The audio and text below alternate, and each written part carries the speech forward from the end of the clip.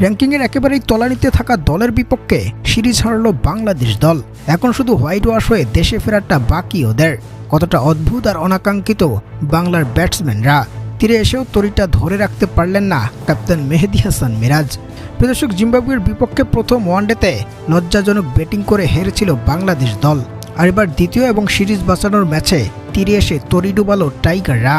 মাত্র ১৩ রানের সংগ্রহের জন্য দ্বিতীয় ম্যাচে হেরে সিরিজটা হারালো বাংলাদেশ দল। যেখানে জিম্বাবুয়ের বিপক্ষে দ্বিতীয় ম্যাচে টসে জিতে বোলিং বেছে নিয়েছিল ক্যাপ্টেন মেহেদী হাসান মিরাজ। আর বল হাতে আজ খুব একটা সুবিধা করতে পারেনি টাইগার বোলাররা।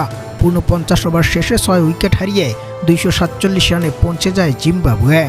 এবং যে রানের জবাবে ২৩৪ রানের সংগ্রহ নিয়েও হেরেছে বাংলাদেশ দল। ব্যাট হাতে তানজিদ হাসান তামিমের ৫৭, তাওহিদ হৃদয়ের ৬০ আর নুরুল হাসান সোহানের দায়িত্বশীল ৩৮ রানের ব্যাটিংয়ের পরেও শেষ পর্যন্ত টিকে থাকা ক্যাপ্টেন মিরাজ পারলেন না সিরিজটা রক্ষা করতে।